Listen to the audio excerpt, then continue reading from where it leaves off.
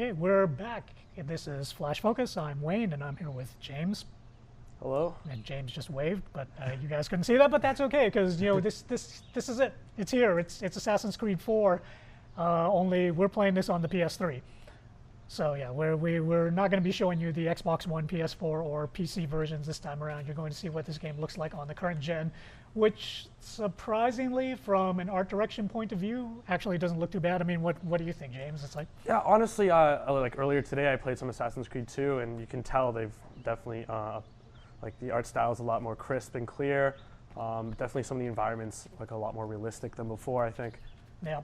But you can tell though that this game was clearly designed to take advantage of next generation technology. I just want to show off something over here really quick.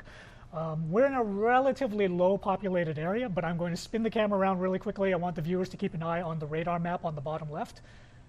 And witness, the radar map on the bottom left is actually chugging somewhat, even though all I'm doing is spinning the camera around at this point. So you can see that the current generation systems are already struggling a little bit with, it's like the amount of effort that these guys have put into the art direction. I mean, the light still looks good.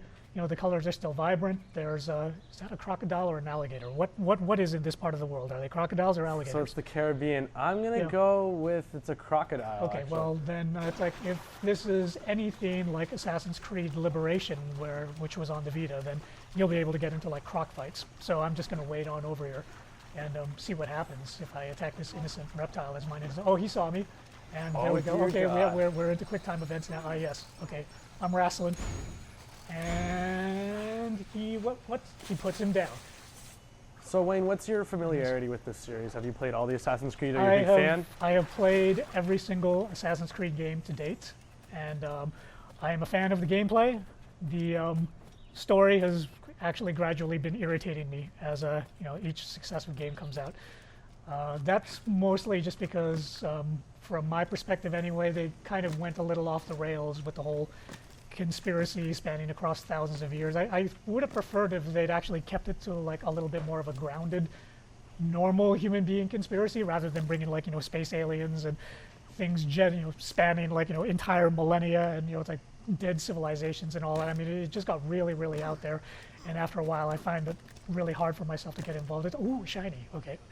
Sorry, I got distracted. It's just like, no problem. it's just, it's Assassin's Creed. It's like they have shinies everywhere. And, it's like, oh yeah, here's another thing that's interesting to note about the game. For people that have played Assassin's Creed 3, you'll see that, once again, the tree running is alive and well.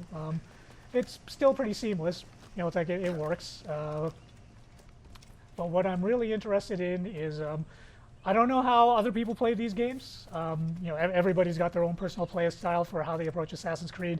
This isn't for everybody, but one of the things that I really like to do when I play these games is find all of my eagle vantage points and just, it's like get that out of the way so I've got a clear view. So let's just call up the map, find out where the nearest eagle point is, which is, actually just down there with that big circle over there. Okay. Don't the eagle points also give you more of the map and give you like a Yeah, exactly. Yeah. That's right. I'm one of those guys that actually likes to be able to see as much of the map as possible because I tend to go off and do a lot of the side quests. And that generally goes a little better when you've got more places that you can run to. So we'll just follow the map here. There we go. Big church tower. So, like you said, when you were spinning the map, it was chugging a bit. Do you feel like the controls are a bit sluggish as well? Or no, control-wise, this feels about as responsive as it's like most Assassin's Creed games of the past.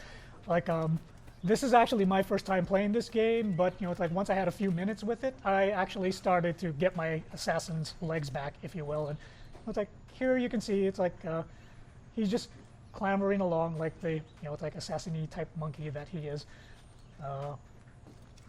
Where are we? Oh, there we go. It's like, I don't know what Ubisoft did with the physics, but it's like there's always something to me. It's like very satisfying about getting to the tops of these things.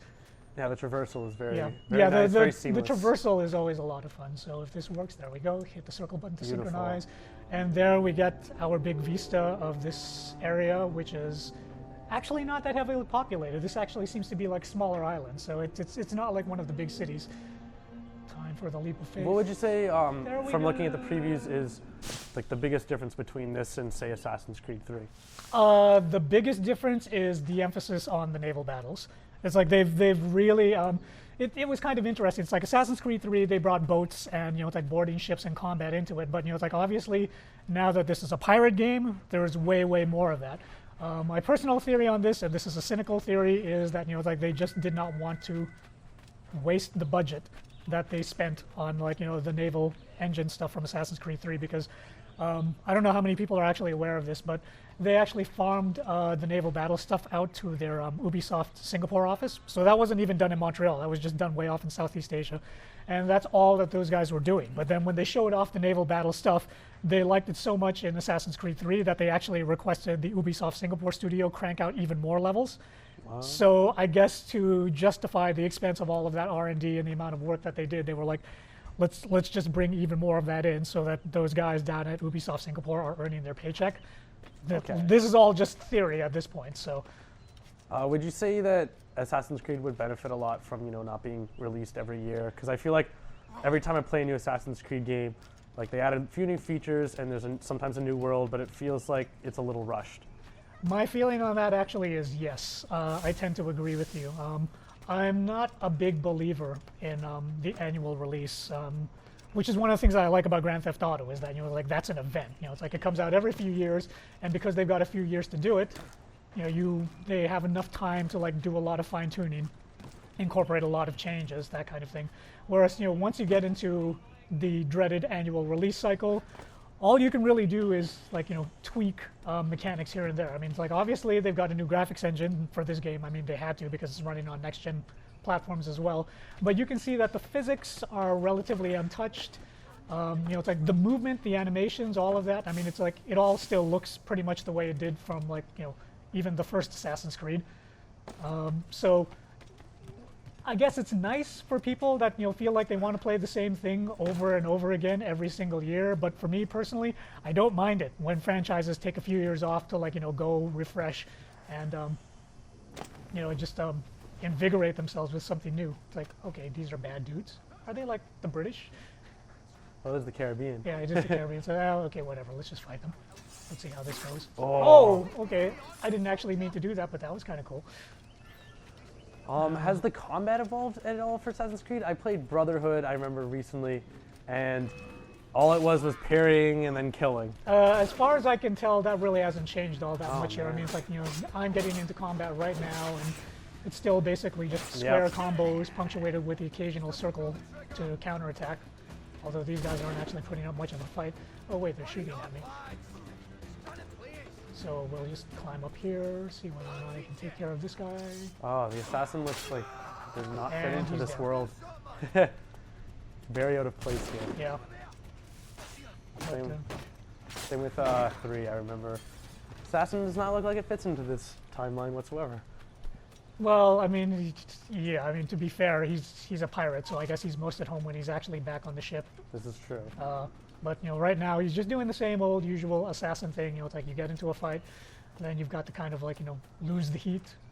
In this case, I suppose I'll just go and hang out with these guys over there. Oh, I can hire them. Okay, let's do that. Hey, that was quick. I've hired them. Now we'll just go back and beat on even more of those guys because that's always fun. As usual, places that you're not supposed to go into are highlighted by red, and then you get like the big bold warning. I haven't actually gotten into any of the modern world stuff. I mean, I know that it's supposed to be in here, but let them have it. We'll just point at those guys. Where just am I walk away. There you go. Okay, see, so these guys are fighting for me. There's really not much for me to do except like go and explore and see what other people I can kill. So let's just go and do that.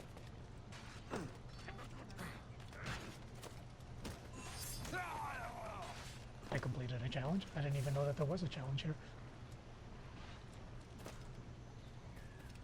What kind of story does 4 offer? I mean, I believe that Assassin's Creed 3 ended Desmond's story, so is this a whole new... This is a whole new story, which, it's like you will only be able to find out, it's like if you actually go out and get the game yourself. I'm not going to spoil anything here, obviously, because the game is just out, but yeah, if you like what you see, or are even like slightly concerned by what you see on the PS3 version, it's like it's going to be out on all major platforms. It's like Xbox 360, PS3, PS4, Xbox One, and PC. So that is Assassin's Creed 4. It's like Pirates of the Caribbean, quote unquote. I mean, it is, right? That's what Pretty it is. much. It is Assassin's Creed Pirates of the Caribbean, and it's out now on all current gen platforms and out later on like the next gen platforms. So this is Wayne and James, and we'll be signing off.